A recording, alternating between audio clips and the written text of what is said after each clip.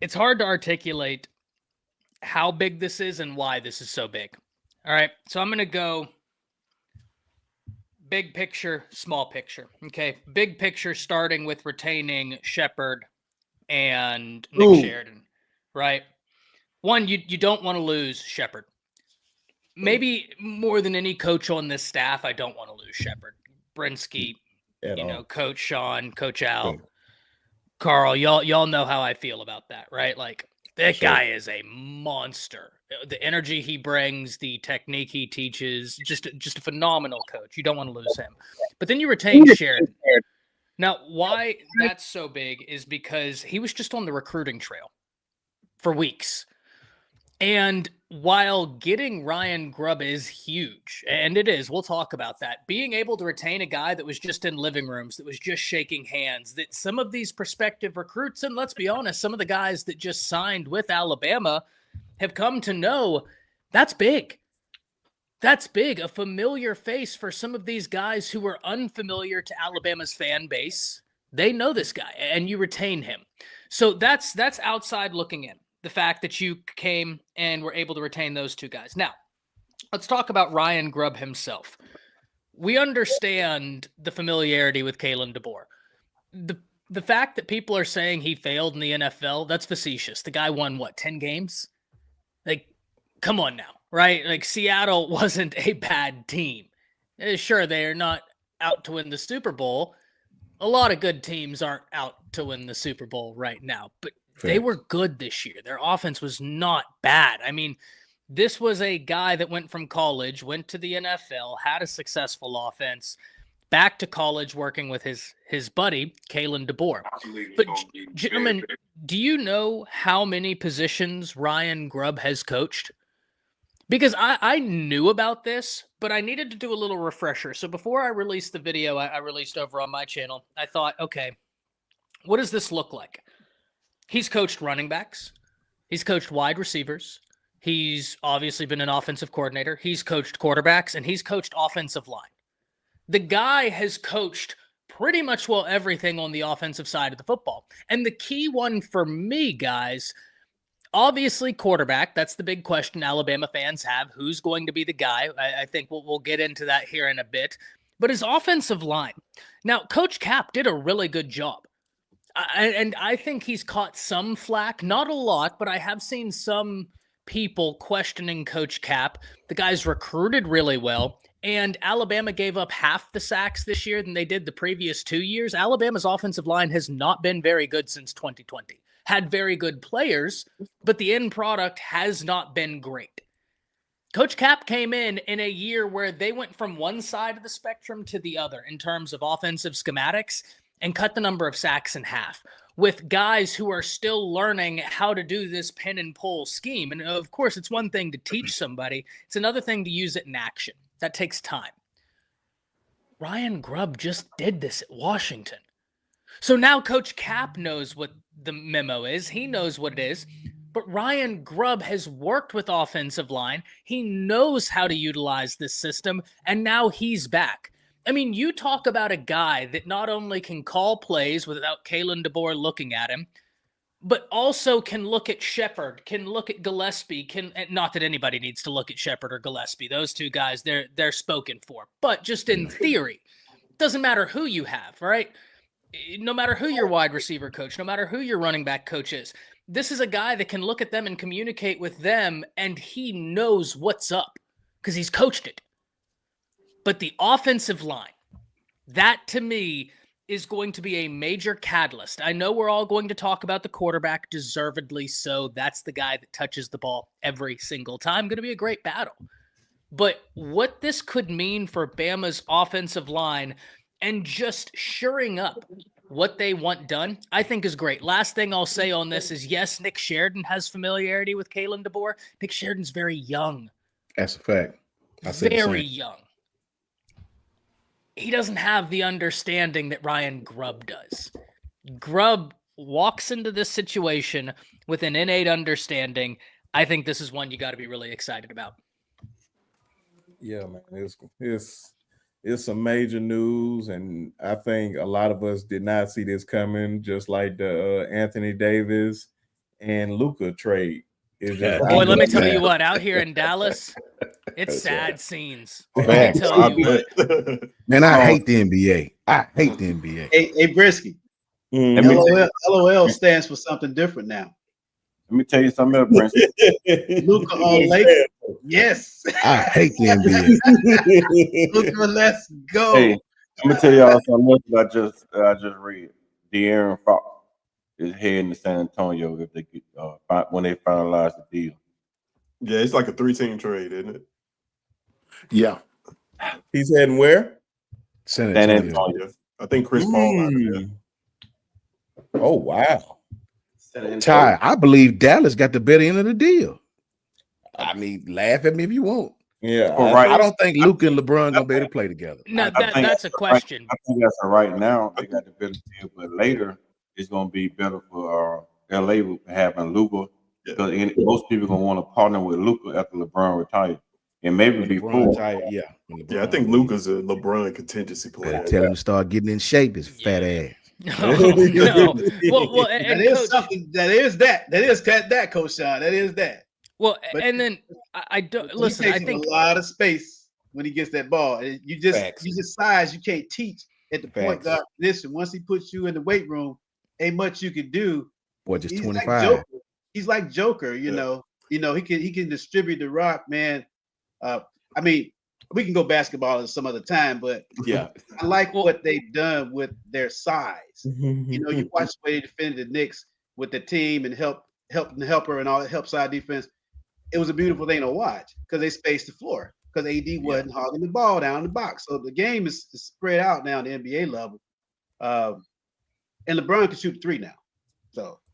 Well, and I don't know how it's going to go, Luka and LeBron, right? I'm not super versed in NBA. I've told y'all this. I very much I love the playoffs. Like right about 3 weeks before the playoffs start, that's when I really start tuning into the NBA. I think NBA playoffs are some of the most must-see sporting events there is. Love that. But it's almost like baseball where there's so many damn games that I'm like, oh God, I'll catch y'all before playoffs. What I will say, Coach Sean, and I'm going to say something that everybody here on this panel, especially you coaches, you've said, I have no doubt, AD is great, but the best ability is availability. And that's been a consistent question mark with AD. Not questioning his talent. I think he's one of the most underappreciated players.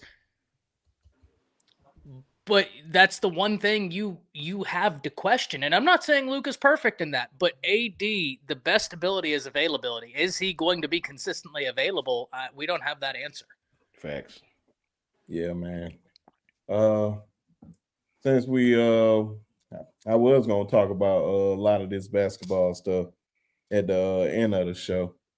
But before I forget anything, I ain't even downloaded yet. Jesus Christ. Okay, well, it's coming up right now. The other main topic that happened this weekend, Alabama Junior Day. And we had a lot of big-time recruits, and also one recruit that I absolutely want the most is Anthony Tank Jones. Yeah. He was on campus, and I'm pretty confident. If you ask me how confident I am, I think we can get this kid in here. I'm pretty much 85% right now. So I just want to ask you guys, which guys you are looking out for in the 2026 class. And here's a list. Shout out to 24/7 Sports for the graphic with some of the guys that was in town. Of course, Cedarian Morgan coming in, Brandon Arrington, Tristan Keys, who is a monster. So, man, of course, Anthony Tank Jones, who I believe is a must-get for Alabama this year. Anybody can tackle this first. Go ahead. Let me tell you mine first, if I can get on out the way. I'm biased by trade. Xavier Crowell. He took mine. You know what I'm saying? Yeah, you know where I'm going, Ty. You know where I'm going. Look, man, 3 steps. This kid is at full stride. Good hips, man. Kid run behind his pads. I love that forward lean he run with. Fast. Kid run behind his pads at contact.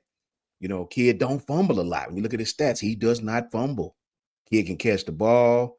Give him a crease. He out of that kid by 205, 210, maybe 215. Xavier Crowell, man, you know, you don't let kids like this get out of the state, man. It goes, especially not the Teds and them, right? You know, Xavier Crowell, I got to go one more. Sedarian Morgan, this kid's 6'4", man, actually attacked the top of the route. He's not just a tall kid that can't play. This kid attacked the top of the route. He's a really good receiver, good hands. And last one, hope I ain't taking nobody's last one. I got to go one defensive guy, and that's my man, Emmanuel Ruffin. I think it's Emmanuel Ruffin, I think it is, from Bessemer.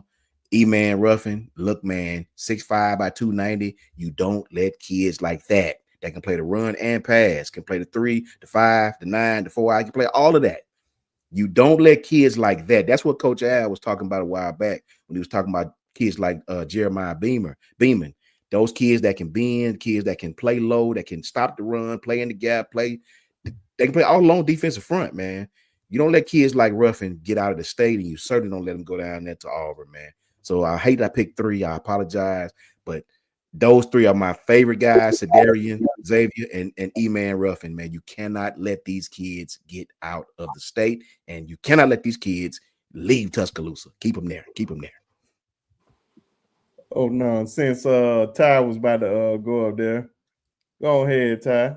Since Coach Sean already took one of your guys, I have very little to add. I mean, this is the only negative part, Coach, about us doing so much content together. Yeah, is you took the ones I was gonna say. And listen, you make a great point. I have questions about Hugh and Auburn. I don't question how they recruit. Yeah. Right. That's not one of them. Listen, it pains me to say it. I can feel myself throwing up. After I get off of here, I'm going to be sick. But the truth is the truth. Yeah.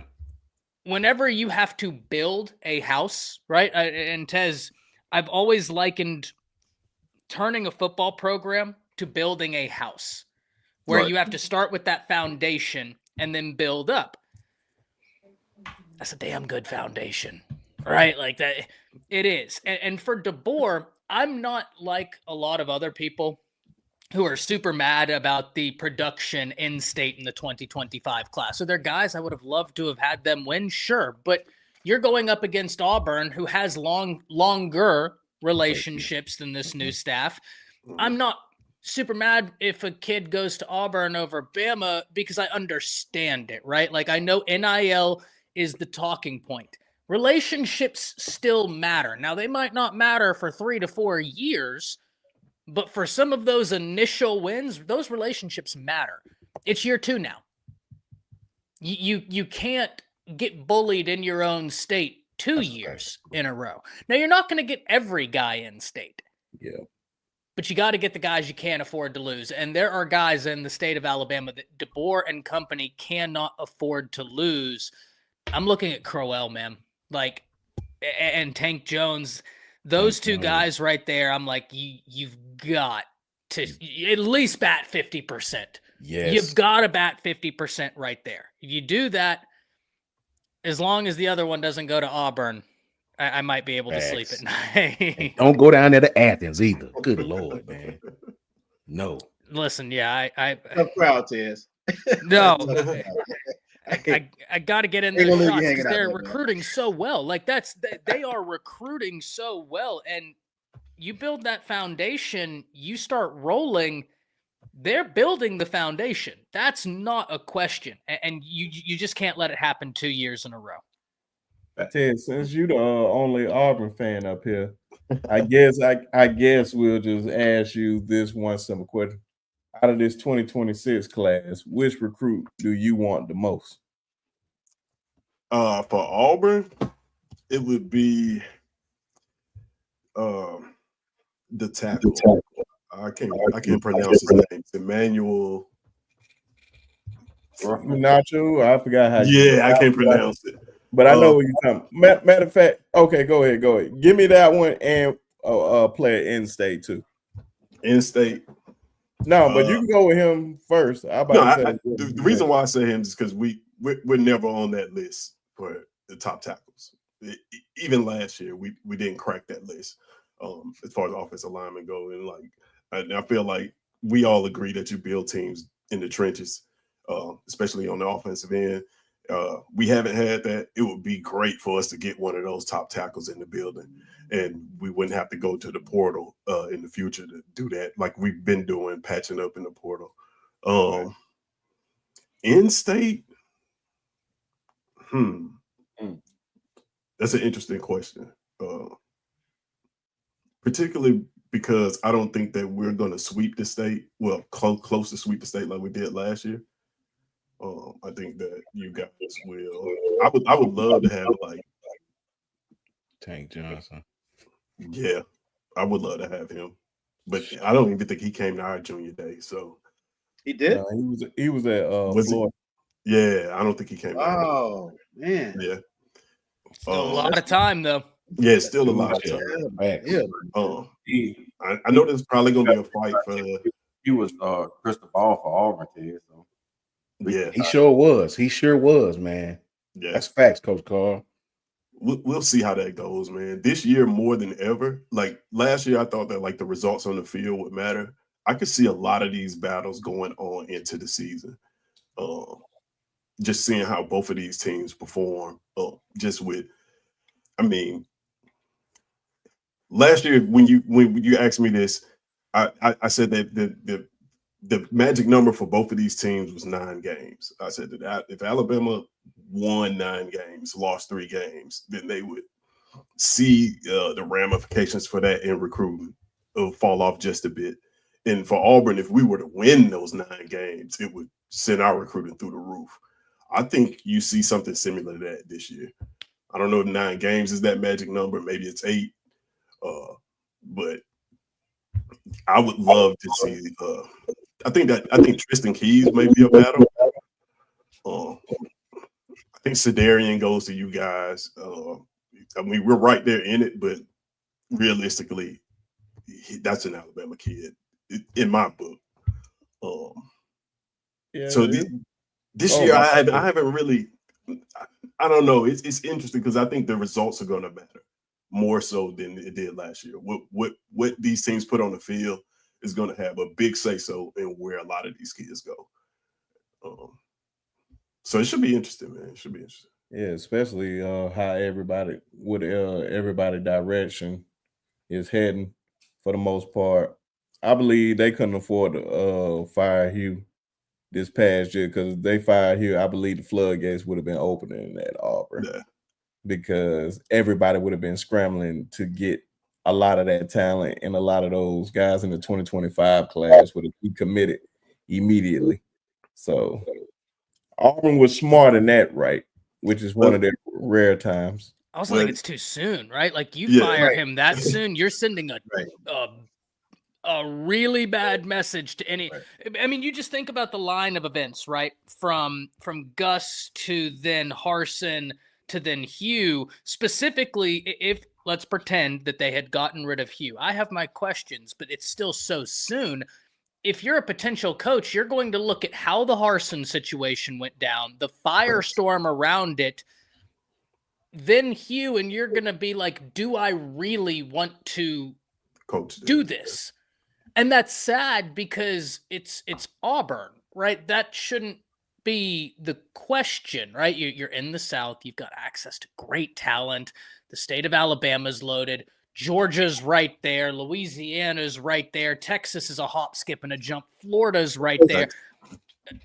So listen, I think this is a big year for Hugh, but they did the absolute right thing not firing him, because what that means for the next guy, I think, would have been a really, excuse my language, but a damning move. Yeah, and I think that like the Brian Harsin situation, because it was off the field, it was some off the field smoke there, that it kind of bought them some leeway to get rid of him so early. With Hugh, you don't necessarily, well, you don't have that. So firing him would be just strictly based on what performance. And in 2 years, like you're saying, like you be sending a message like you have to get this turned around in 2 years or you're out of the door. And I don't think any coach wants that kind of pressure. And plus, one of the biggest points is we don't owe him a buyout after this year. Last year, if we'd have fired him, we'd have owed him buyout money. While it wasn't as big as Gus Malzahn, one of those massive buyouts. Now after year 3, we can essentially get rid of him scot-free. So he has to perform this year because we have no financial ties to him anymore. And just optically, it has to, well, when I say perform, it has to look better than it looked last year. It can't look like it looked last year. I hope it does. I'm pretty sure you do. I'm pretty sure you do. For many reasons. Right. Well, Cole, enough of that Auburn talk. You already know how I'm hitting the Brinski, man. I'm like Coach Sean, man. When it come down to E-Man Ruffin, man, I'm a defensive guy, man, by nature. Yeah. Ruffin, that we haven't seen the kid like that. I mean, we see James Smith being able to do a lot of that in the passing game, but we hadn't seen the kid like E-Man Ruffin, man, since Quentin Williams come out of Birmingham. So I'm thinking that E-Man Ruffin gonna be that dark horse of that next Quentin Williams, man, with the way he beans and the effort that he gives, and being that he's underrated.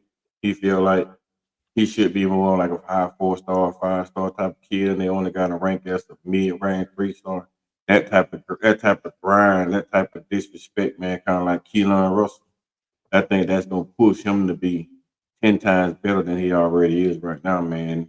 That's the guy I'm most excited about, man. That we can grab a hold of Ruffin, man, put him and just be able to put him on the defensive line with some of those guys that we're gonna have coming in next year.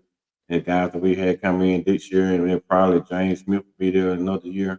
Hopefully, he'll be there another year after this one. Man, I think that the tutor that he can get for some of those upperclassmen, man, and that drive that they pushing him right now is a low 3-star. I think that's going to send him to, man, being a very, very, very pause on this type of kid when they come on that campus, man. And I mean, I know everybody want to get their hand on Tank.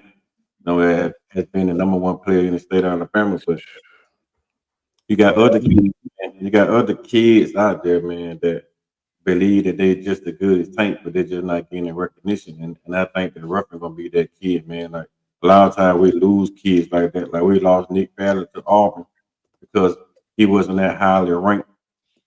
And Auburn took a chance on him. You see what Nick Carly did for Auburn. Like he got Auburn into a monster defense. So we just got it, man. I think that we locked down our own. I mean, then in the fact that he's 43 miles down the road, man. Like you can't miss on the kid that want to be in Tuscaloosa, and then we don't recruit him. So I was kind of happy that Helen the board brought him in, took pictures with him, and basically gave him keys to the castle, man. It's up to him right now whether he want to be a time right now or he want to wait some other time. But I think that junior day, man, came down, man. It was huge just to get Tank on campus, and then when Tank came on campus, a lot of other defensive guys came on campus with him. So I think that chemistry they made this weekend probably gonna carry us over big time, man. And the way our defense performed this year, later on in the season, man, that helps out a lot, man. That let kids know that our defensive play call and our defensive staff is competent enough to train them and put them in the right position to be successful. So I'm more intrigued about the D linemen, man. Let's get some big bodies in the front where we can stop the run, and then we can let our edge guys control the passing game and run everybody to the defensive lineman in the middle so they can eat up a whole lot of sacks. That's what I'm really intrigued about, Prince. Yeah, man. Like we was talking about on Coach Sean channel last night, man. It's all about relationships. Yeah. But we gotta remember when these guys came in or whatnot. I didn't expect them to do much in the state last year because, of course, like me and Coach Sean talked about that he pointed out a long time ago, is that these high school coaches have big egos. They want you to come on their campus and kiss the ring. You should know firsthand, Coach Carr. You've been around it, Coach Al. You know about it. Yep. So man, they want you to come in there and kiss the ring. Yeah. Whatnot. I forgot my man's name that I just showed Tez this the other day. I forgot his name. Him and another guy, man, they got a great podcast. And AJ McCarron be on there. Tyler Siskey. There you go. Man, I swear to God, that man tells some of the best stories ever. And he was telling the story about Tommy Tuberville when he was a wide receiver at Auburn. And Tommy Tuberville come in there and pretty much Tommy Tuberville released him from his scholarship. So he was like, he can go anywhere. And then he was like, he did him so dirty or whatnot. I can't remember like what he said to him. But years later, he's a high school coach down in Mobile. And I think he was coaching like Mark Barron and all those type guys. St. Paul. Guess who strolls into the office? Tommy Tuberville. And Tommy Tuberville like, man, you look familiar. Yeah, coach, I'm that player that you said, oh, I signed 6 wide receivers and I don't believe you that good. And you just let me go. And he was like, oh, man, you're an Auburn guy, man. I know you're going to help me get those guys in there. And he was like, coach, I don't necessarily tell the guys where they need to go, but I am going to tell them the truth about you. And he said Tommy Tuberville never set foot on that campus again as long as he was the head coach. And a lot of those guys were like Mark Barron and all those guys coming out of Mobile. And it showed. Like, man, you got to develop those relationships with those guys. And you can see that they are keying in on this cycle with a lot of coaches all around the state. And it's showing. So, I got a question about that. Oh, go ahead. No, just one quick thing here on that tip right there, which I'm a little confused by Rodney Cleveland decommitting. Yeah. Okay, that's my guy. I want him back again because Jeremiah Beeman is my dude. Okay. Yeah. I mean, I've been on that boy, young boy. I'm telling you, if our D-line coach can really start developing these guys, that we need to see development in the sense that we need a first-round draft pick as an interior defensive lineman. We need a second-round draft pick as an interior defense. When was the last time we had a D lineman pick? Quentin Williams and Christian Barmore, first round and second round. Yeah. I mean, everybody else. So we got some guys that are serviceable that's seeing some time in the league. Great for them, but we hadn't had that dog in the middle. And I think we got some talent like James Smith. He's a talent, but I want to see his game go to the next level. Jeremiah had some injury issues at the beginning of the last year, and we saw him get on the field and he flashed. You know, he's an athletic 3 technique. You know, he can be a 2-eye. He can get on. He can line up in an even kind of scheme and just dominate that one-on-one that you create by scheme. I don't see that. And Vodney is a guy who's like that too. And it seemed like to me, Jeremiah said, man, you went to Parker, man. We went to Hurd. Come on, let's go. Let's get it.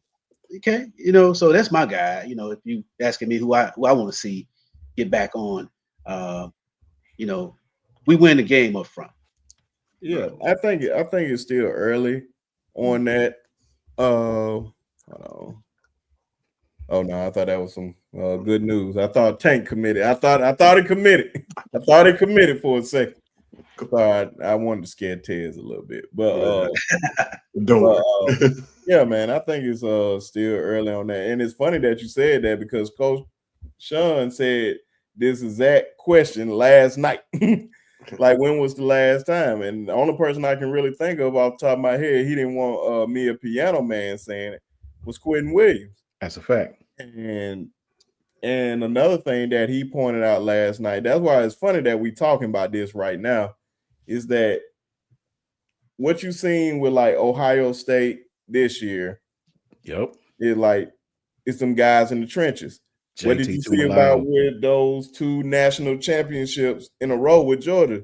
Those guys in the trenches. It's a whole fact. When we were dominating, who did we see when we had guys in the trenches? Look, Jonathan Allen, Deron Payne, Ashawn Robinson, Jaron Reed, Raekwon Davis, Quentin Williams, Christian Barmore. When we had those kind of guys in the trenches, man, not necessarily the pass rushers like Will. I'm talking about the guys in the trenches, the zeros, the threes, the fives. These dudes, like, look at Georgia when they had those ass kickers in the front seven, bro. That's when Jordan Davis, the kid from Philadelphia right now, the kid from Jacksonville, the linebacker from the Packers, all them boys on one team, right? So when you have those killers up front on the defense side of the ball, it make all the difference, man. Yeah, that's right. That's right, Coach. When you can absolutely force the offense to spill everything out wide, and you can use the sidelines and defense, and you will not run the ball between the 1 and 3 gap. It's not happening. I don't care if you pin and pull. I don't care if you zone it. It don't matter. Facts. I don't care. When you do it, you can do whatever you want. Okay, but you're not coming here, right? And I think we have the talent. Just something's missing there, man, with the development of these guys. We get them, they come in.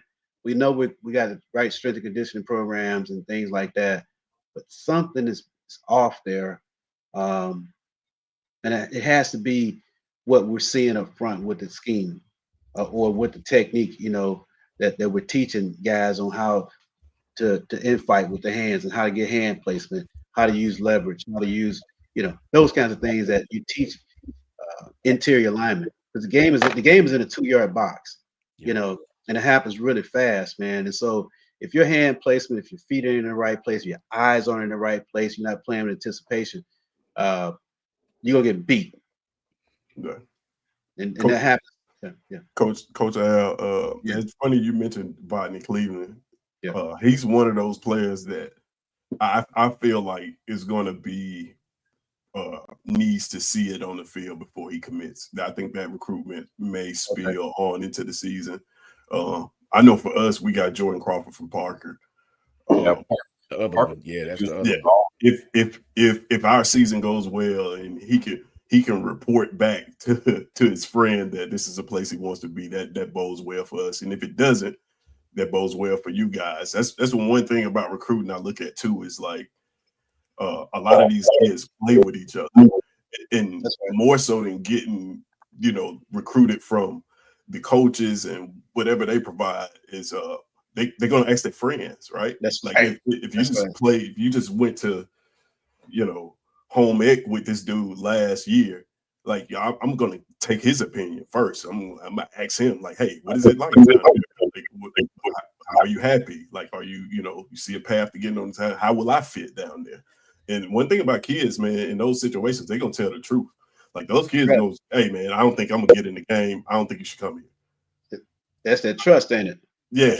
It's that trust, communication, and chemistry, man. Because the coaches will tell you anything. They want you to get on campus. So they're gonna dress it up and make it seem sweet all the time. But those kids, like they not, they don't feel like they're being developed. They're not happy there at those schools, man, they're gonna tell the truth. Right. And so that's why I think like this year, we talk about in-state recruiting. We talk about in-state recruiting. This year, I think specifically for Auburn, it's very important for us to perform well and to coach these kids up and provide a path for them to get on the field, because that is going to speak to this recruiting class. Because a lot of the kids that we talk about recruiting this year were teammates with kids that we recruited on our roster already. And I know my guy got to get up out of here, man. It's just always an honor and a privilege for the man himself to bless us with his presence, man, with his great knowledge, man. The great Ty Hayes. And I'm always going to say the great Ty Hayes because he's just that great, man. He don't want to give himself that credit, but we going to give him that credit. That's a whole fact. That's right. Yeah, guys, sorry. I gotta finish laundry. That way I'm not walking into the office tomorrow with a messed up, wrinkly shirt. Because we might be in court tomorrow. So I'm sure don't want to go wrinkly to court. So Ty, before you leave, I want to ask you. Yes, sir. So what you think about Nebraska canceling spring practice? What's up with that? Yeah, man. So I didn't see. I have a theory, but I'll let you. What is that about? Anyway, I didn't see anything about them canceling spring practice. I saw Not spring something. practice, but the spring game. The spring game. I misspoke. Yeah. Spring game. The spring game. Yeah, it's definitely one of those things where I think it all boils down to NIL and being terrified that, like Saban always said, create value, right? Like, if you create value in those sort of situations, it's awesome. But in the current landscape of college football, creating value is a double-edged sword. I mean, you look at UNLV, they had 2 players 4 games into the season say, all right, I'm out. All right, they created value. They redshirted. They hit the portal because they knew they just gotten a payday. I don't think it's the right move because it's going to happen regardless. But that's the only thing I can think. That's it. But with that, gentlemen, I got to go fold clothes, do laundry. all right, I'm not Ty. looking raggedy in court tomorrow. Much See y'all love to later. you. Much love to you, bro. All right, man. Yeah, man. It's a pleasure. Man, be safe, brother. Yeah, it's crazy out there because I think that the whole portal thing, the timing of it all, with roster management is problematic for everybody, not just our teams. It's problematic for everybody, not even for the team, but the players themselves, man. You know what I mean? We want players to have every advantage that they can get, academically, financially, everything on the field, off the field, because these are young people we're talking about still. And this is an opportunity to learn how to work for something versus having something given to you. So it does have value to you. But governing bodies is how the timing of NIL works with roster management. I mean, every team, like our team, has had 25% turnover or more, for the last 3. I mean, it's hit us. It's just killed us. Even before Saban left. So again, with chemistry, communication, trust, when the roster is constantly turning over like that, how do you maintain that environment of trust and chemistry, communication? With the NIL, with the portal opening up after spring practice, that's a tough one right there. That's tough. Yeah, man. You have to recruit your roster as much as you're recruiting your incoming players. Yeah. It's crazy. It's just nuts, man. It's I think one of the things we all talked about is this, and Sean, you got into it real deep with NIL and the legalities behind that, the codes behind it for a long time.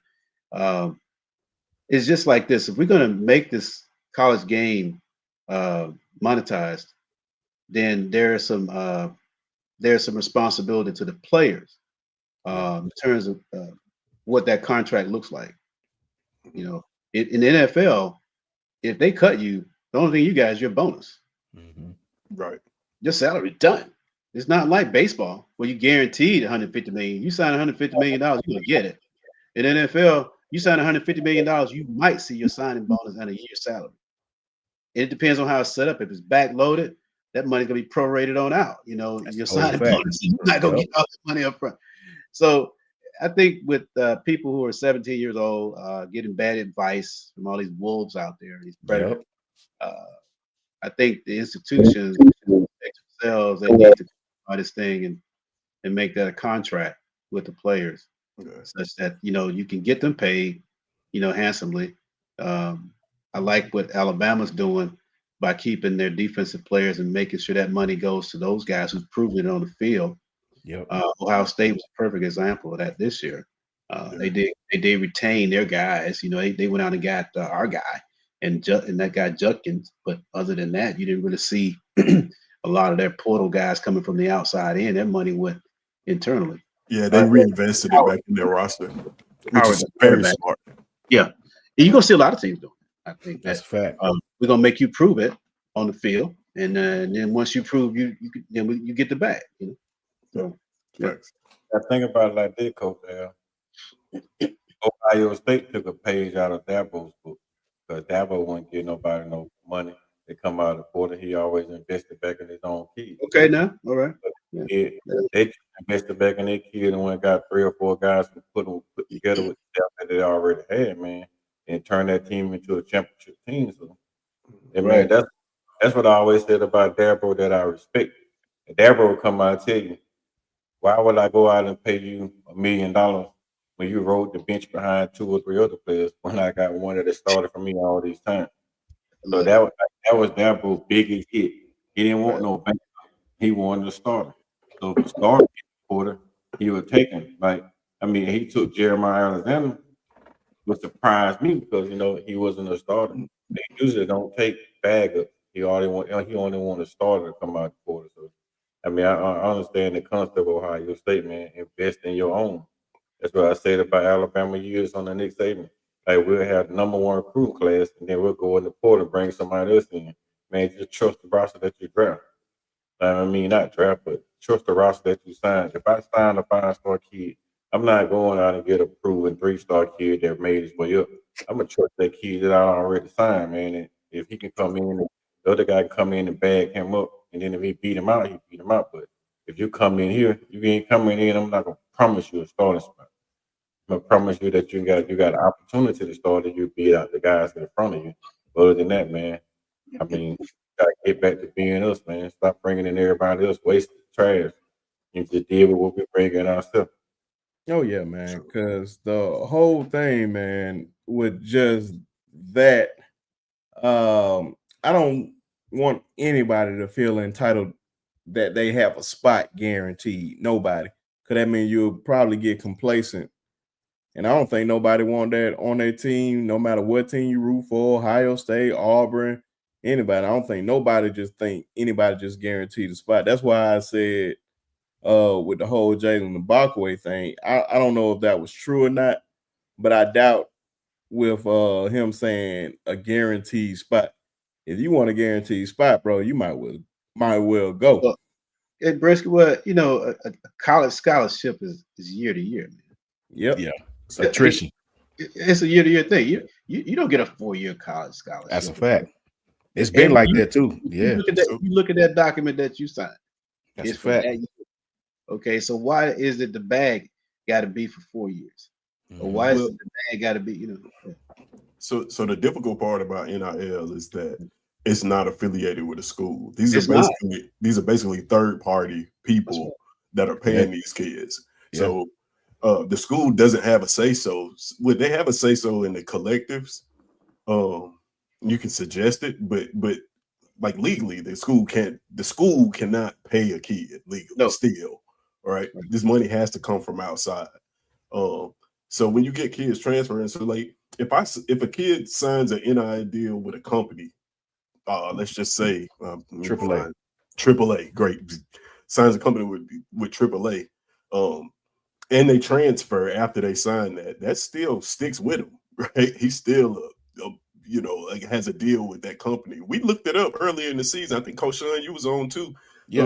When we looked up the NIL evaluations, we pointed out like there's no stats listed on there. There's no accomplishments. It's all just like YouTube followers, Instagram followers. So this money is going to influential kids, not necessarily talented kids. And I think that is the issue that we're running into, because we say, oh, these schools spent so much money on players. Well, the school didn't spend anything on these players. These are, outside companies, and if you have boosters, they're putting in their money. So if you got billionaire boosters, of course, they're putting their money in the collectives, and they have say so where the collectives spend the money. But the schools themselves don't have as much control over this as I think they would like, because if they did, you wouldn't see these schools just letting these kids jump. Like, it would be borders. It would be rules. Think about it. If Alabama had as much control over where they spent the money, do you think they wouldn't have offered Caleb Downs a bag to stay? Of course. Right. So it's like it's not necessarily as up to them as they would like, and that's why they can't do anything about it. That's why every coach you see them talk, it's like, oh, this is the problem: the transfer portal, this NIL deal, we don't like it. It's because they don't have as much control over it as they would like. Let me do Man. this super chat real quick, if you don't mind. Shout out to Jay's Inspirational Station. That's Uncle Jay right there, man, who has a big platform now. You know, station is popping. You know, really inspirational station, man. He said, I'm late, but I have reservations about bringing Grubb back after he defected last season. You know, Piano Man was kind of on that same train, Uncle Jay. I think I speak for Coach Al at least when I say, man, we just so want to see something different. I just want to enjoy this moment. You know, hopefully he'll stay, right?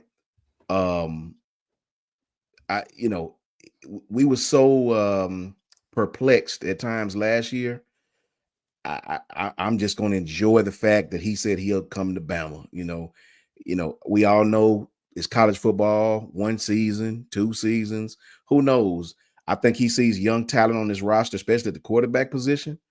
And I think you know, he just like me or Coach Al or Coach Carl or any of us, he has aspirations to want to be a head coach too, right?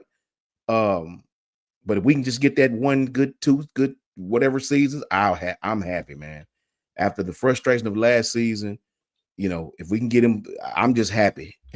I'm just happy at the moment, man. You know what I'm saying? I appreciate you, Jay. Love you to death, OG, for sure. Let me speak to Tez real quick on that. What Tez and what Coach Al just said was as spot on as you could possibly be, man. And I think that's what scares the powers that be in college football, that the powers that be can't really control it right now. Yep. I think with this revenue sharing, once it really hit, I think they don't want to share that much revenue with the student athlete, but you're going to have to. I think when you do share that amount of money with everyone, with the revenue generated sports, to boot, I think that's when you really get to see the guardrails put on this thing, because we're going to give you a check like that. We definitely want to control it. You probably going to see a lot of things, and Coach Al, you can speak to this. You probably going to see a lot of things with the transfer portal. Because think about it, man, really quickly. Kirby Smart spoke to this. Kirby said the biggest thing is coming out of spring, you don't know who's going to be on your roster or not. Like, you don't know who the hell's going to be here, right? Right. That's right. And that's scary for college football, man. Right, yeah. Like, we don't even know who's going to be here or not. So, yeah, when you monetize college football like that, and you don't have everything in place, like the professional leagues, the advent of free agency was not an overnight thing. Okay. Yep. When Kirk Flood forced his way into that, you know, it was that they found out that the ownership was in collusion. Okay. They were in collusion to keep players on those teams for life, man, so they could underpay them and everything. So I did a big study on this in grad school years ago about escalated salaries in professional sports. So I got into the underlying issues and where free agency came from.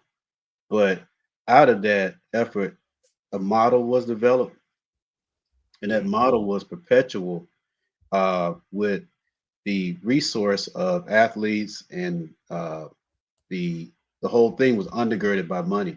It was like a fire triangle. If you take one of the elements out of it, the whole thing crumbles. So the renewable resources, players coming into the system. And so what happened was, it's gotten so bad. When I did this, this was just at the collegiate level. This was just at the professional level. But as we've seen, Coach John, because you know we've gone down to the middle school level, and Coach, we see kids getting offered at 8th grade now. 8th grade, yep. You know, I used to get people, hey, can you teach my son to play quarterback? He's 6 years old. You know, and they would pay me. I'm not taking your money the kids should be in the backyard playing football, with kids learn how to play and learn instincts and stuff, like, instead of me teaching them like a robot. Yeah. But that was before all of these scouting agencies. And so as a result of that, the NFL and people like that popped up the NFL Network. They kept that brand right in your face year round. And everybody in the loop makes money now. That's a fact. Everybody in the chain makes money now. So all of a sudden they unleash this on college football with no structure. What do you think you're going to get? Chaos. Exactly. So we're playing catch up. We're playing catch up. It's going to take several iterations before the thing gets right. So we just got to enjoy the game like we always do. Talk X's and O's, get into the nuts and bolts of it, and just be boys, It's like we always have been. Okay. Oh yeah. I got a question. I don't know, Brinsky, did you see Lynn's comment that he just put up? Oh no. I saved it. That was one of the things. But I know Coach Al, you can stay in just for a little bit long. Sure, just a little bit. Oh, okay. Yeah. You can. Oh yeah. But no, go ahead. This the one you was talking about? That's exactly the one I was talking about. Mm-hmm. That's interesting, Lynn. Reading through that, man, and I think it's the second part of it. Where you said Alabama can, and then I think you just like write it off if it's part of the business. That's very interesting, and I know that Lynn is very knowledgeable about NIL and how that goes. I would love, man, if you ever have an opportunity. Can I say this? But to that, I think Lynn's talking about speaking to something else. What me and Coach is saying, Lynn is 1,000% correct. What me and Coach is saying is, let's just say, like we all, I ain't gonna put the business up. We all are cool. If you have an NIL deal with AAA, that money from AAA, the school has nothing to do with that. Yeah, AAA is paying this kid $2,500 a semester, or $45. I think it's $4,500 a semester. That ain't that one tidbit has nothing to do with school. What Lynn is speaking to is the collective and how that's chaperoned. Yeah, that's facts. The school isn't, but I'm saying that these individual small deals, like to a kid, let's just say don't even start, but he has an NIL deal with AAA. That is strictly the parents and that company. Yeah, I've been involved with that myself. But yeah, Lynn is 100% correct on that. When you start talking about states and taxes and who get what and is it a gift, that is 100% correct. That's why that revenue sharing is so important, because every state can't do the same thing. Texas, Florida, all these rules are changing for every state of how you can offer, just like what Coach Al just said, how early you can offer. Can you go directly to the kid and cut the middleman? I mean, it is bananas right now. Facts. Before you go, Tez, because I know Coach Al gotta handle some. Coach Al, I appreciate you, my brother. It's been a minute since you've been on here. You finally got up here with Tez. Yes, awesome, let's go. Man. Got hoodies on, baby. Let's go. Let's work it. Yeah, you put us next to each other, man. I love it. From one HBCU brother to another one. Absolutely. You got Jackson State, A&M, and Tuskegee in the house, man. Thanks. So, man, appreciate you coming on the show, my brother. Oh yeah, y'all be good, man. All right, appreciate y'all. Much love all the time. Love you, brother, for sure. Oh yeah, be safe. All right, will do. But yeah, go ahead, Ted. My fault. Love Coach Al, man. Coach, you 100% right. What I was going to ask Lynn was, if he's still watching, man, I would love to know. I guess the example, I'm gonna use Auburn for example. So we have, of course, Yellowwood money. Yeah, everybody knows that. So what's the difference of getting the kids sponsored and giving them a Yellowwood NIL deal, or what I think what he's saying is, in that case, Jimmy Raines would just give the money to the school and say it's a player's gift, and then he'd get to write it off.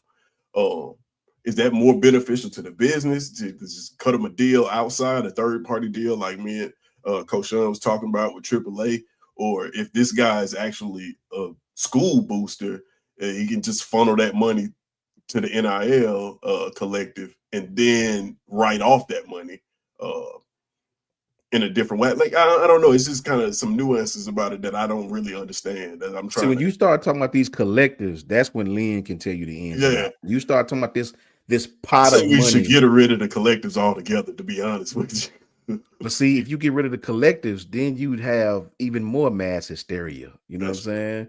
You know, like right there, Lynn. Right, that's about the corporate money, Coach. Facts. See, when Lynn is speaking to the big boys, you know what I'm saying? Right. Lynn is a part of these guys, like Ryan Wheat, like these kids that command that. You know what I mean? You have kids on the team right now that don't even start, that's getting smaller NIL deals, right? And but yeah, Lynn is 100% correct, man. When you start getting into them big boy monies, man, look, that's what I don't like about it. That's what I don't like about it, because we're at a disadvantage at the state of Alabama, right? We can't compete with Texas, man, right? When you talking about billionaire money, millionaire money, oil money, right? All these funnels of money. That's why I don't want it to be pay for play. I just do not like that, bro. I'm all for NIL, a kid getting a deal with a company, using his name, image, or likeness through the school, through the collectives, however, legally, right? I don't want this pot of money being given to this kid, that kid, this kid, that kid, because at that point it's going to be an arms race. It's going to be an arms race of, well, you offer me 300,000, what you gonna do? I got 350 on the table. What you gonna do? And the schools don't even know if you offered, if you BSing me or not, right? Yeah. They just it becomes an auction at that point in time, and that's the worst part of it, bro. Well, I know the kid is waiting right now. They're waiting on the highest bid. Well, we got one out there right now, waiting on the highest bid right now. Exactly, man. Yeah. So that's the biggest problem, is like Coach Sean saying, like Coach Al saying, even like Lynn saying, man, when it starts coming out to no regulation, non-regulated NIL, man, it's pay to play. Texas will always win, Coach Carr. If that's the case. Texas, Oregon. Take the Oregon, because Theo Knight got that. I guess what I'm asking is, let's say I'm pretend Tez is a billionaire, right? And we only pretended for a short while, because by the end of the year I will be. Okay. All right. Speaking it into existence. But let's pretend Tez is a billionaire and I have a $1 billion company, right? And I want to invest in my school. I want to invest in my school, right? Is it more beneficial to me as a business owner to invest in a kid directly in an NIL deal, or is the financial, like he was saying, like the tax write-offs and whatnot, is it more advantageous to me to put that money into collective and say it's a player's gift so that I can write it off? Like, I guess it would be collective. I guess it would be more beneficial to me to give them a third-party deal, because I can actually recoup some of that cost in advertising or whatnot. I don't know. It's just the landscape of it is kind of crazy. Hey, I'll tell you this part, and Lynn can speak to those big dollars. Some of these big corporations that are paying these kids never, like Ohio State. No disrespect to Ohio State, that Block O. Okay. Some of these kids are getting bags that never even do nothing with the Block O. Then all of a sudden they'll come with a commercial or something, you know what I'm saying, to justify the bag. Some of these kids are not even really doing nothing NIL wise. They just giving the bag. Go ahead with that Lynn comment. Oh no, go ahead. Lynn says, so when the state get involved saying I need to pay the pay tax on the money instead of write-off, that won't benefit me. I'd rather just have a player wear my hat. Exactly. Okay. That's exactly what I'm saying. Company treated like an advertisement. 1,000,000% facts. And if you get to that level, guys, where we're from, we don't have a lot of yellow woods running around here. We just don't. Right? It's some wealthy people in our state. Okay. But I don't want to get in a arms race with Texas, right? With the state of Texas. I don't want to get in a race with that state, because if it comes down to that, we're gonna be at a disadvantage every year, man. Listen, guys, Brinsky, before you go any deeper, I gotta help my daughter with something right quick, man. I want to tap in for a minute. Brinsky, you keep grinding. You and Ted's done a hell of a job down there, bro. I tried to send my boys through, hit the like on the pictures. You guys did a great. You, Tez, JB, y'all boys done it. Shout out to Carson Vincent, Alabama A&M University. Bad Bulldogs for death, though. You know what I'm saying? We supported him big time, man. Really, really supported him, bro. Bulldog Creed forever. He know what that is. You know what I'm saying? Really enjoy what y'all done, bro. Y'all have set the tone to make all of us try to come up to y'all level next year and try to get down there, man. Y'all done hell of a work, bro. Hell of a work. Yeah, man. Much love to Tuskegee. Much love to my brother, Coach Carl, who absolutely awesome down there. High school football coach, presently dealing with all this stuff that we talking about. right? So really, really, really love his work, man. Putting these young kids who don't have a scholarship on, really send prayers his way, man, because he's doing God's work with that, man. Some of these kids are just as good as the kids y'all reading about. They just don't camp. They don't come from these families that can pay these $1,000, $700 for these camps, man. So I appreciate Coach Carl. Much love to my brother, Coach Al.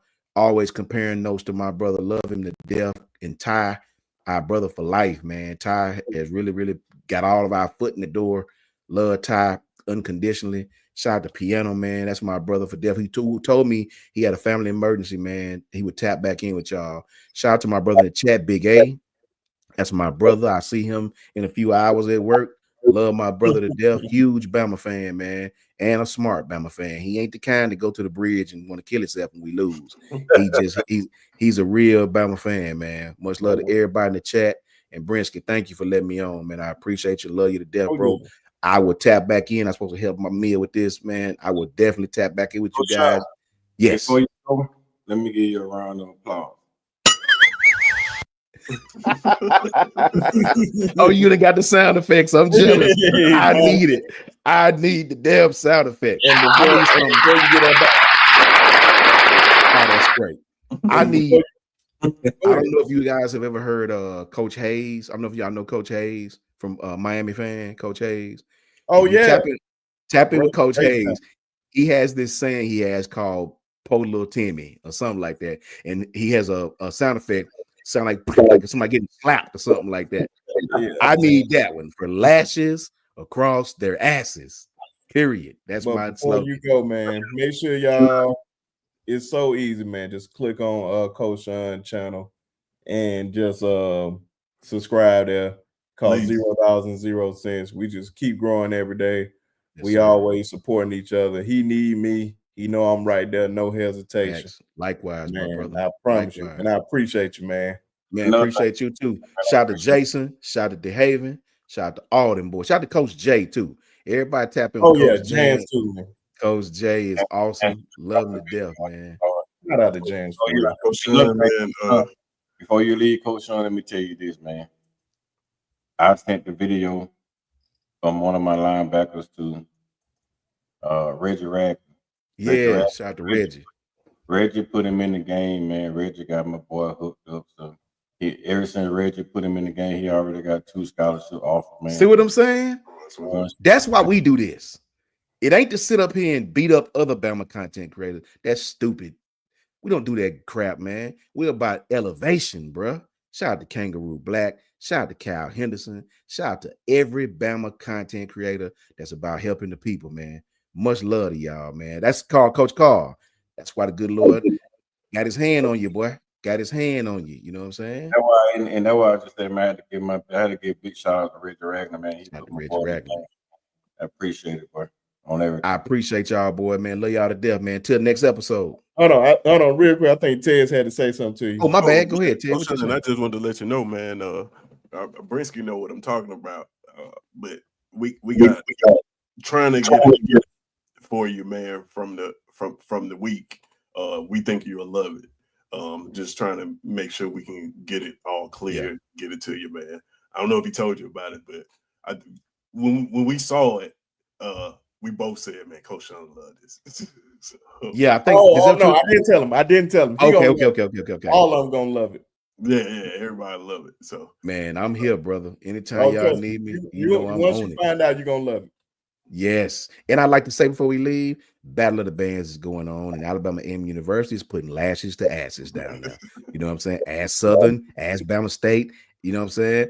Got to tell the truth, man. That Bama A&M is doing their thing. You know, love that, boy. Love y'all, boys, man. Until next episode. Hold it down. Yeah, man. Let me switch out of that one. Eric D talking about, come on, Coach Carl. Ain't no way I'm gonna represent no Southside Panther. Eric D. So, that's just like telling me to put on the Auburn hat, Eric D. No way. Hold on, man. I got a Goof put up. What the super chat? Tez, get this super chat for me real quick. I'm still trying to set up something. It says, if approved, it is believed that this will allow. I think. Hold on. I think it is the super chat he put before that comes before that. My fault. Okay, yeah, this is the first one. Said in April, a federal court would consider to approve a settlement of the House versus NCAA litigation over the NCAA's prohibition against NIL, right? And if approved, it is believed that this will allow revenue shared, end of scholarship limits, and in the use of booster inductments disguised as NIL thoughts. Didn't go to this one. My fault. Yeah, I read that one already. Oh, you did? Yeah. My bad. But yeah, man. We are gonna get off here in a minute. I didn't have a lot. I thought I posted a lot of pictures up here from this weekend, man. But I don't know. I didn't save them, so I guess I'll save them for Thursday. I said Thursday, Tuesday. But of course, man, this is one of the main reasons we went down to the Senior Bowl to holler at Carson Vincent, man, and the kids showed out, man. When I say we ran into his dad, how well did he do? He did great, man. His stock is going up. It's going up. He's like one of the guys that they talking about the most down there. So man, I'm just happy that a lot of people getting know him, especially him coming from an HBCU. Of course, me and Tez going to Tuskegee University. We just happy to see anybody that went to HBCUs and just thriving. His dad is super cool, man. Showed major love or whatnot. I even played a little snippet not even snippet, short that Tez did when Tez interviewed him, and Tez starting to come out his shell doing this stuff instead of just being behind the camera and on the pod. So man, he did a great job on that. Yes, he got in front of the camera. Yeah, man. He trying to, man. I was like, man, I'm just a personality, man. He works all this other stuff, man. I know how to do basic stuff, but all the super advanced stuff, I go to him and Jason for all that. I'm not trying to because I'm not that interested in it. So I'm just a personality. And of course, one thing I'll tell you, Princeton, man, is that I enjoyed when you sent in the videos about guys that you had interviewed, and then they announced that they was on the Sharp Shooter podcast. Yeah, that was one of the biggest part of the weekend, man, for me. Every time you sent one, it was like, man, I was showing my wife, I was like, man, I know this guy. Hey, like, man, I know that guy. Like, so we that was a proud moment, bro. Like, I can't lie. Like, it was just like looking at my little brother sitting down there at the Senior Bowl interviewing all these big time players, man. I was really, really proud moment for me, bro. I ain't gonna lie to you. We're not done either, man. We got tons more content still coming out. It's so much to try to get out at one time that I'm working hard trying to get what I have and get it spaced out and put out to the public, man. But it was a great experience, though. I can't take nothing from it. And Miss Janet, yes, that is a big human being. He's a true tackle. If you look at that picture with Brinsky, this man's arms are extremely long. He can stand straight up and scratch his kneecaps. Man, he's gonna make the team very happy. I'm 5'10", by the way. I'm 5'10", and this man made me look very, very small. This picture still don't even do it no justice. I think he's bigger than that, to be honest. Look at his arms. Look at his hands. He can stand straight up and scratch his kneecaps. I'm not lying about that. That's exactly what you want in a tackle. Yeah, man. That was a $20 million arm link right there. Yeah. And man, just super solid cat, man. He just showed major love. Like every time, like that was the first picture. We took a picture after the end of the game, man. Like every time he seen me, man, especially the last time he said, "My man Tuskegee, man." It's just showing love, man. He's a real good dude, man. I just pray for all the success from him. And of course, like Ted said, man, we are far from done. That's why I said, man, I'm just blessed to be with like Coach Al, Coach Carl, Tez, Jason. Just starting out. I really wanted to bounce off ideas, just talking to guys, and shout out to DeHaven, Arlon, and Quint. They was the ones that started off for me because I just like, man, I just didn't want to sit up there and talk by myself. And those guys came up there every Tuesday just for me, but just because we were boys, and they know I care about it. And then Tez and Jason came, and they were just showing major love. And Tez just wanted to be on the show just because. And look at him, man. He came right on time. Jason said, "Oh, this is my moment to show." But yeah, man, those guys came up there even when Arlon and them got super busy. Tez and Jason showed up. So man, just the support from them, all the subscribers from like Miss Janet, Bishop Franks, Kim, Lynn, definitely appreciate the kind words, brother. Definitely appreciate the kind words. You guys always supporting. You guys don't get enough thanks as it is. That's why I said, man, this channel is still small, but just the people that just keep on supporting, man, it's just only going to keep growing day by day.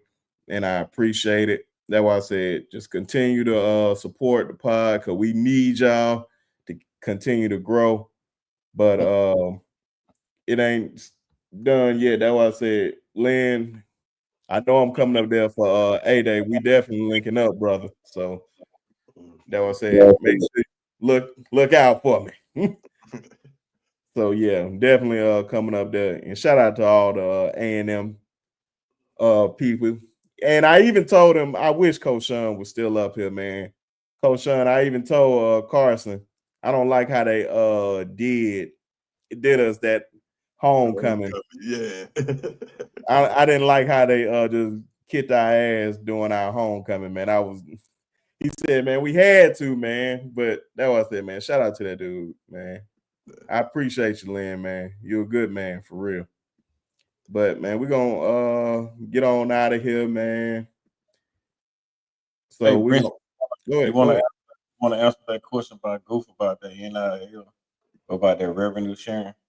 Because with the revenue, you asked the question about revenue sharing. Do you think revenue sharing will go that aspect of it? And I think that the revenue sharing is going to eliminate most of the NIL aspect from the pay to play. No, where? It was the super that we NIL perspective. You said it was Bishop Frank? No, it was Goose. It was the super chat that we read. Oh, I thought we answered.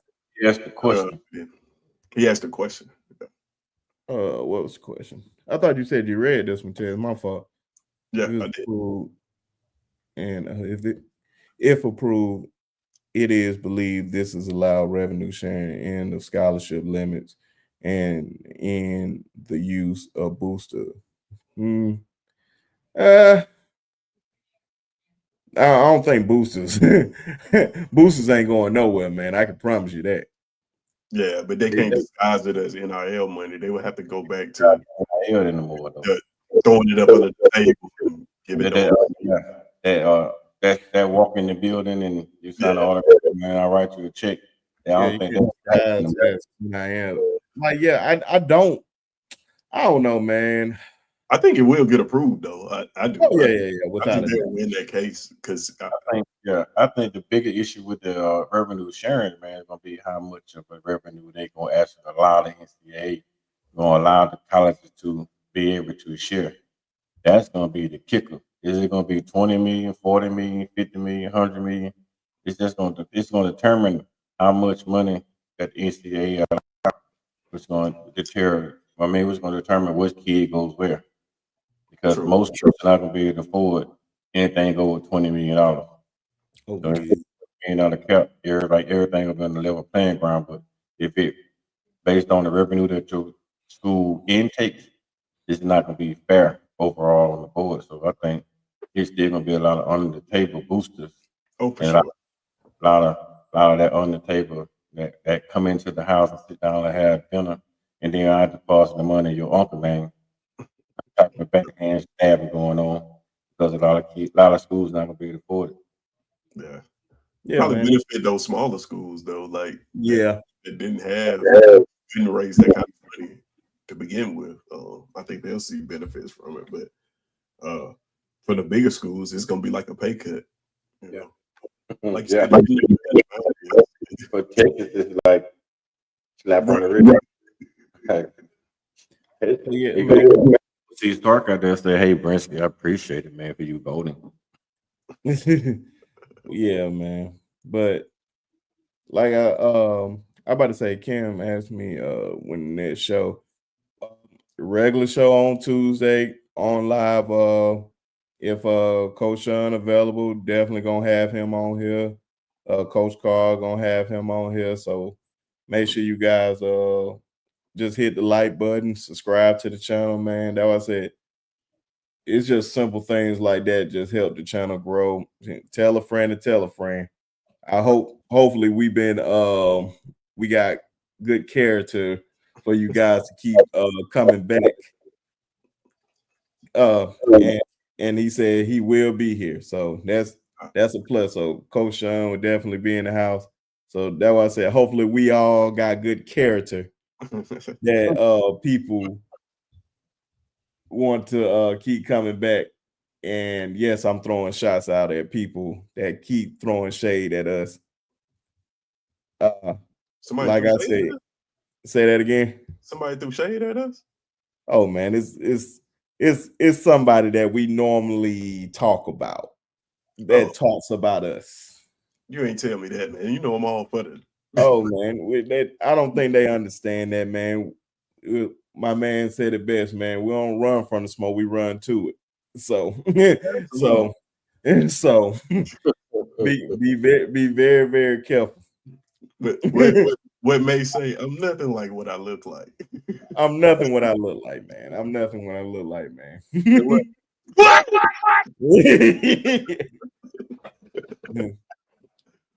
And I think Coach Sean know who I'm talking about, man. I seen just know, brother. I seen that shade earlier. Just know I seen that shade earlier on your live, and I think folks can read in between the lines. But if he decides to keep going with the shade, hey man, just win, man. We dish out positivity over here, man. We just want to see each other win. There's no egos over here. We just want to see everybody win. That's it. It's no such thing as one king. We all kings, and we all just trying to see each other win. But on that note, just had to just put that disclaimer out there. Go ahead, then. But Coach Carl, man. Coach Carl. It's on the hey man, you sit on the block with Coach Card on YouTube, man. On the block with Coach Card on YouTube. You can find me on X, man, Twitter as Coach KD Taylor. Like I said, always say, you hit me up, I hit you back, man. It don't matter what the topic is. Long as right nowadays, man, I don't usually have a whole lot of time to be up chatting because I'm inside that classroom. But other than that, man, you hit me up anytime during the day and you feel like you need to talk, trust me. I walk in the bathroom, and let my stomach hurt, and I sit down there and we can chat, and then try to help you through your problems, man. So it really don't bother me on what's the deal is. You know somebody that you think that want to meet somebody, and I know them, you just holler at me. I put you in the room with them, or just if you need a friend, man. Like I said, don't matter what you talk about. I am a psychology major. I graduated in July with my psychology degree, so I am willing to talk, and it's free, so you don't have to worry about paying me if you need some help. But yeah, man, that's Coach Carl channel right there. So make sure y'all go over to his channel. I think he has 64 right now, man. We can easily get that over to 100 by the end of this week. Y'all just go on over there, just subscribe to his channel and all that good stuff. It's happening, good people.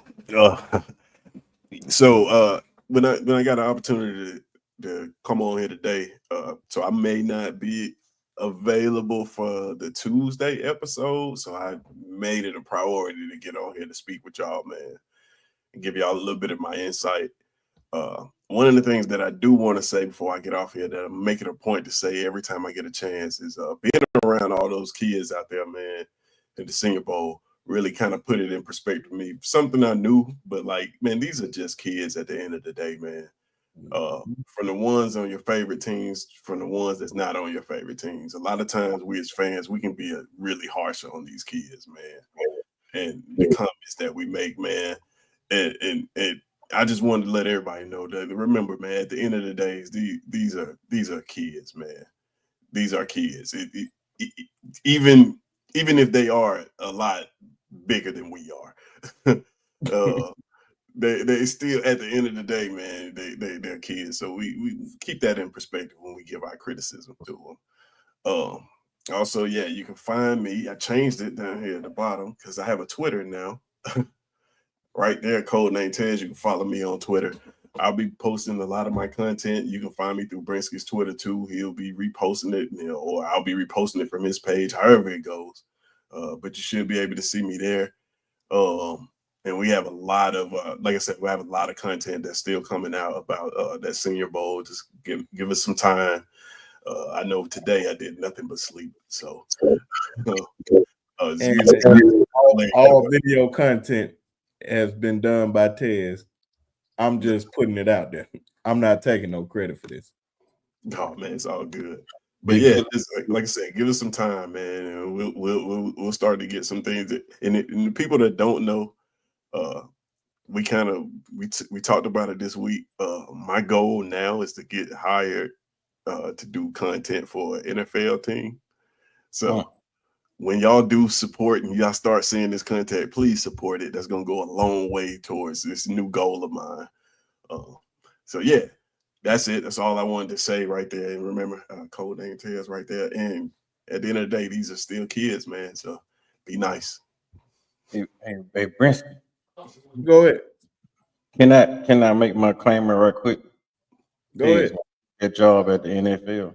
Can me and Brinsky, Coach Sean, and the crew get our 2%? Oh, absolutely, man. Oh, man, you selling yourself short. 75. Hey, wherever I go, y'all going, man. We in this together. But Piano Man just came back up here, man. Make sure you just shout out your channel, man, so folks know where to go. First, I want to apologize. I had a slight emergency. Kids call, grandkids call. Y'all know how that go. Yeah. And so I apologize. I love chopping it up with you all and everything. And before I put my channel and everything out there, Coach Brinsky and Tez, man, I'm proud of y'all, brothers. I'm proud of y'all. And when I say that, I don't mean it from a jealous point of view. I mean it that, hey, y'all getting the job done, and it gives me hope to keep on going as a newbie. And so, man, I'm glad to be a part of y'all, and I'm glad to know y'all. And man, keep doing the doggone thing. And I know, right quick, I know that a clown done got it loose from the circus, but that circus gonna find him real soon. I promise you that. I promise you that. Yeah, man, we ain't worried about that, man. Man. I like, bro. I never really speak on that type stuff, bro. I just thought it was funny or whatnot, man. It's hilarious. But anyway, man, on to what I was supposed to do. Y'all, you can find me at The Long Run with Piano Man on YouTube. I am 3 subscribers away from having 100 subscribers because, like I said, I'm just getting to the game. I'm so thankful for the 97 that I have. But I'm 3 subscribers away from having 100. Help a brother out so I can get some confetti in the chat. So you can find me at The Long Run with Piano Man, and then you can also find me at Music and Sports Guy on X or Twitter, and I'll be happy to, serve you there. And when you see me, I'm always with these guys right here, and I love it. And then there are times when I have my own live, and and we just be chopping it up there. So give us all your support. And Tez, just drop me off in Pittsburgh. Okay. And yeah, man. Piano Man, I just dropped his channel in the chat, man. It's not hard, everybody, man. We got more than enough people to get him over there before this stream in, man. Make sure y'all guys just go on over there, hit that subscribe button so my boy can get over there to that 100 mark. Because once you hit that 100 mark, man, and just keep on going. And now the next goal 200, and we're gonna keep on going and going and going. Like I said, make sure y'all subscribe to his channel and Coach Carl channel. Yes, sir. I'll be happy to get my 100 too. Oh yeah, hey, man. Help me out, Coach Carl. We getting you there, brother. We gonna get you there. And as always, man, I'm Brinsky Sharp of the Sharpshooters Podcast, man. Make sure you guys check in with us on Tuesday. Ted said he may not be here on Tuesday, but it's gonna be whoever available. Could be Piano Man, Coach Sean, Coach Carl, whoever. And I know I'll talk more about the Senior Bowl, post some pictures, because I know we'll probably talk about that, but we was talking about a whole bunch of stuff tonight. But make sure you guys subscribe to the channel. As always, it's right there in the chat. Just hit over 700 subscribers. And so it's hit over 700. That don't sound like hand clap, man. Them sound like fireworks, man. Oh, man. So yeah, man. And yeah, man, just make sure you guys subscribe to the channel, man. Now the new goal is 800 subscribers. Almost at 700. Not 700, 800. I'm going backwards. 800 subscribers. And then we're going to hit that mark of 1,000. The goal this year is to hit 3,000 subscribers. But I'm going to be more on my game this year. We already hit one of the goals this year that I wanted to hit was go to the Senior Bowl. And I plan on hitting every mark this year. So, man, appreciate all the opportunities down at the Senior Bowl. Got to meet a lot of great people. Some of the people that you guys see on TV every day, from coaches to ESPN analysts, NFL analysts, all those type people, man. So even got some contacts. Shout out to Andy Staple that showed major love, gave me his contact information and just gave great wisdom and all that, man. I definitely appreciate him. Got to run into Bobby Humphrey, the great Bobby Humphrey. And I mean, he had like I was his nephew, man. He showed like, man, where I know you from, man. And just showed me major love. So shout out to them. But like I said, subscribe to the channel. And we about to get out of here. And as always, Miss Janet beat me to the punch. She already knows. F them trees. F them. Say it again. Tez right there. Rest in peace to the great, the late great. And I always got to shout out his children, Alabama, and his son, Bear Bryant. Appreciate y'all. Catch y'all Tuesday, man. Sorry, Ted. No, sorry, Ted. F them. But y'all already know.